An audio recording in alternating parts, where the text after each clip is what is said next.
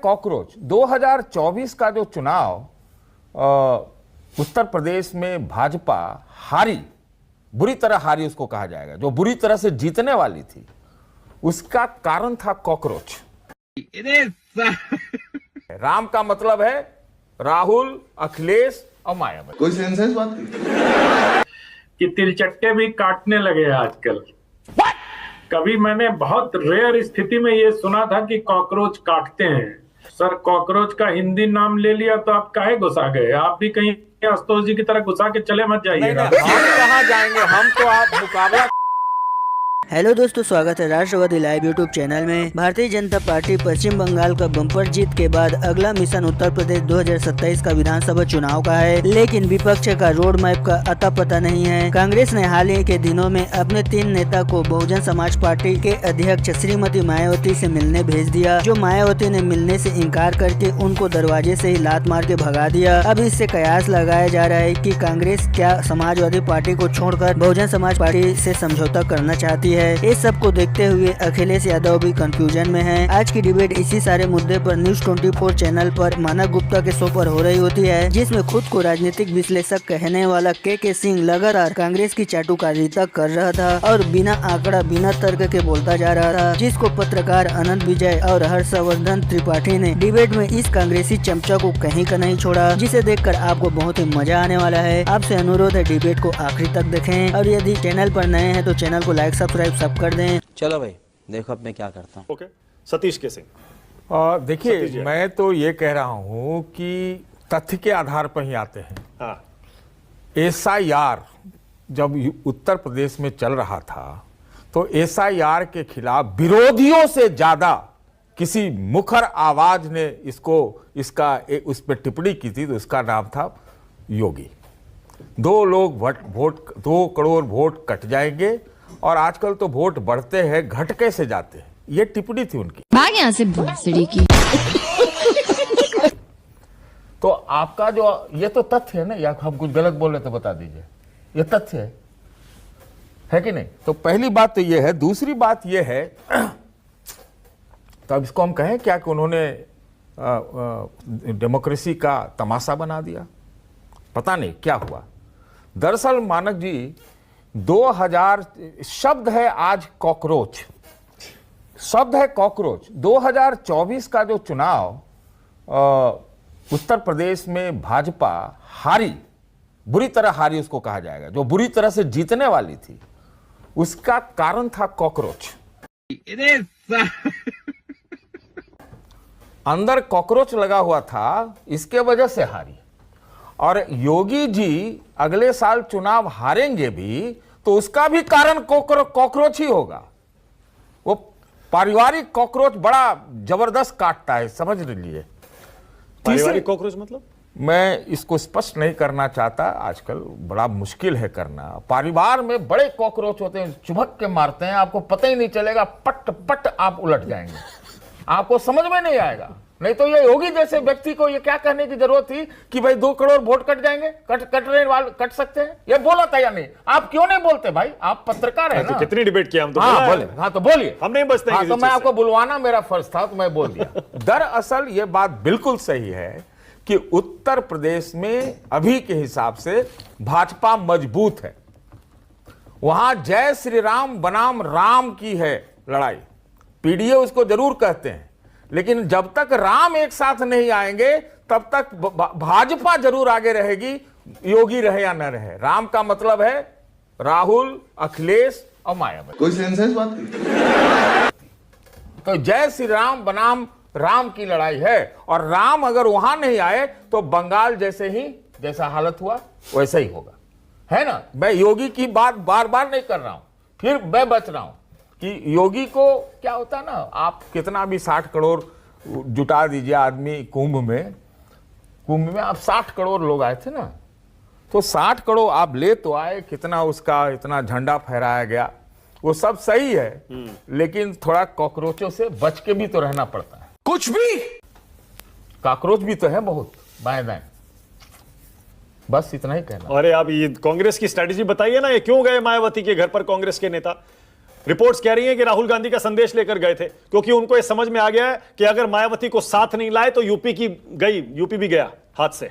अगले साल 7 चुनाव है, उनमें से मुश्किल है कोई भी जीतेंगे। देखिए, मैं तो स्पष्टवादी हूं, कांग्रेस भी लगता है वो कॉकरोच से प्रभावित है, वो कॉकरोच के जैसा इधर उधर घूमते रहती है।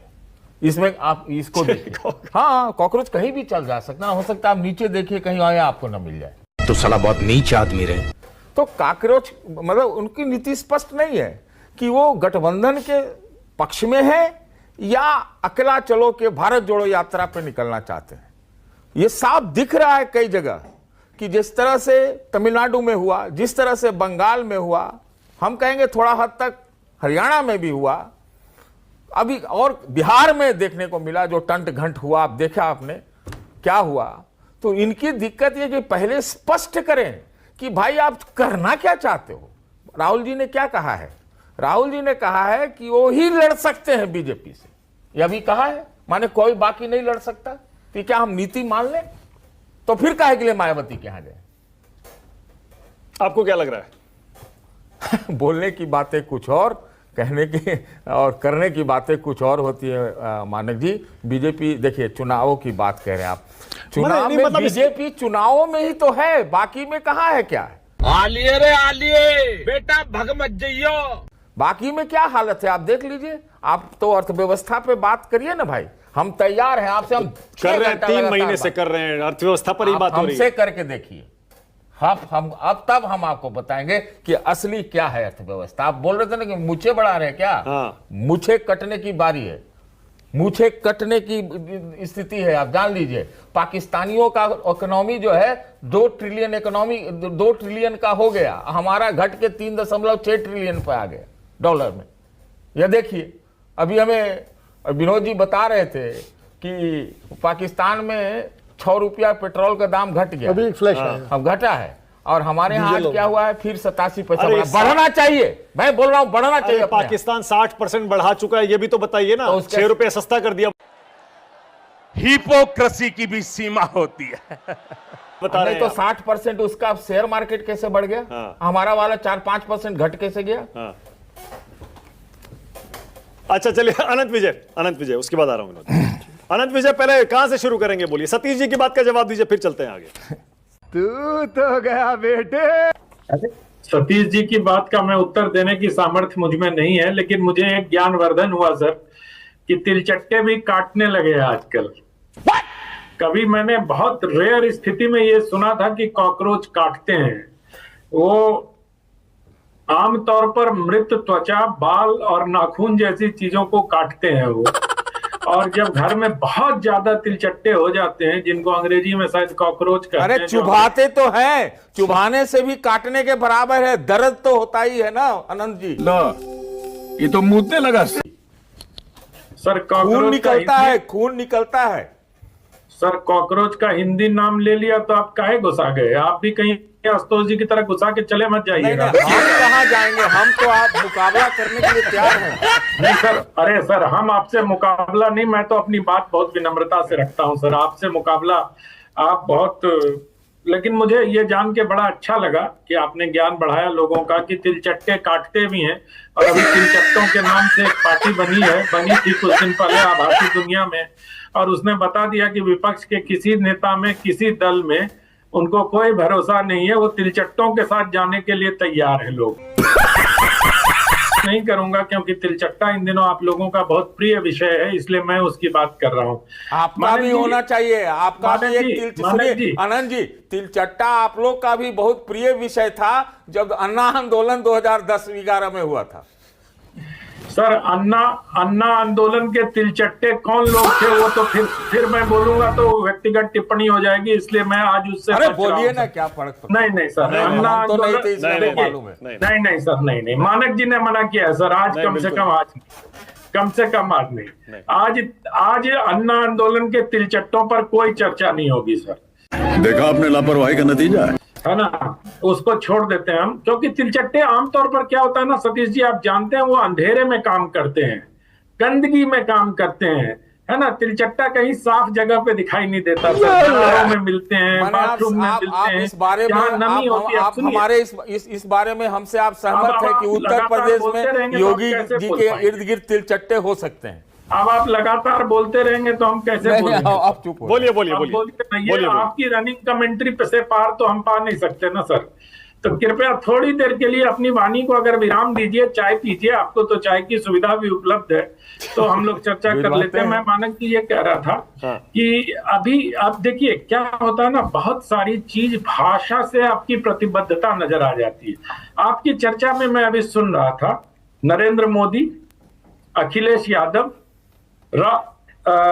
मायावती और राहुल जी, तो ये जो प्रतिबद्धता है ना, कितना भी छुपाओ तुम, लाख छुपाओ प्यार मगर दुनिया को पता चल जाता है। तो आप कितना भी छुपा लीजिए, राहुल गांधी जी के प्रति जो प्रेम है ना, वो वाणी से छलक छलक के आता है जब हम राहुल जी कहते हैं और नरेंद्र मोदी और मायावती और अखिलेश कहते हैं। तो मोदी जी भी कहते हैं भाई, मोदी जी भी कहते हैं, राहुल गांधी भी विपक्ष के नेता है ना। कह रहे हैं हम, आपको नहीं कह रहे हैं सर, रुक जाइए। अरे हम आप ही को सुना रहे हैं, आप मुझे कहना नहीं चाह रहे, तब भी हम आप ही को सुनाना चाह रहे हैं। अब आप बीच में टोका टोकी करेंगे तो चलिए अपनी बात को, हाँ बोलिए, अनंत बोलिए, आगे बढ़िए। हाँ, मैं बहुत हैरान हूं कि उत्तर प्रदेश के चुनाव में फिर मैं कहता हूं कांग्रेस पार्टी को लेके इतनी चर्चा किस बात की भाई? 2.25% वोट है उनके पास, कहां वो कंटेस्ट में है? वो तो अखिलेश की पीठ पर सवार होकर थोड़ा बहुत देखना चाहते हैं, वो सही है। मायावती के पास इसलिए भेजा था कि वो 2% कहीं जुड़ जाए 12% में, है ना, तो 12% में जुड़ जाएगा तो 14% का कहीं से लाभ हो जाएगा। मैं इसलिए कह रहा हूं कांग्रेस पार्टी उत्तर प्रदेश में आज चर्चा के लायक पार्टी भी नहीं बची है। 2% वोट तब था जब लड़की हूं, लड़ सकती हूं, और कांग्रेस पार्टी की शीर्ष नेताओं में से एक प्रियंका गांधी जी उनका नेतृत्व कर रही थी। अब कौन नेतृत्व करेगा? लड़कों ने भी साथ आके देख लिया, बुआ बबुआ ने भी साथ आके देख लिया। तो मुझे लगता है कि कांग्रेस के उत्तर प्रदेश में देखिए मानक जी, मुकाबला अखिलेश यादव और भारतीय जनता पार्टी के बीच में होगा। हमें अभी हमें चले गए, हमारे संपादक जी कह रहे थे कि सारे पत्रकारों ने 400 बोला था, और फिर मैं भी सोच के रखा था आज की बोलूंगा, लेकिन नहीं, चलिए अब चले गए। क्या बोलूं कि मध्य प्रदेश में भी किन्होंने किनकी जीत बता दी थी, राजस्थान में किन्होंने किनको जीता दिया था, है ना, हरियाणा में तो सब लोग हो कर रहे थे कि हुड्डा मुख्यमंत्री बनी गए।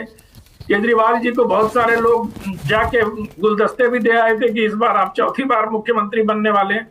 तो ये सब देखिए आकलन है, हम लोगों के आकलन होती है, उन आकलन में गलतियां हो जाती हैं, और उन गलतियों को स्वीकार करना चाहिए सार्वजनिक रूप से कि हाँ हमसे ये गलती हुई, बजाय इसके कि हम एक दूसरे पर छींटाकशी करें, टीका टिप्पणी करें। वो गलतियां सबसे होती हैं, और गलती स्वीकार करके आगे बढ़ने का नाम ही, मतलब जो आकलन करेगा उससे गलती होगी। मेरा ये कहना है कि उत्तर प्रदेश के चुनाव में जाति के आधार पर वोट होंगे। जाति उत्तर प्रदेश की सबसे बड़ी सच्चाई है।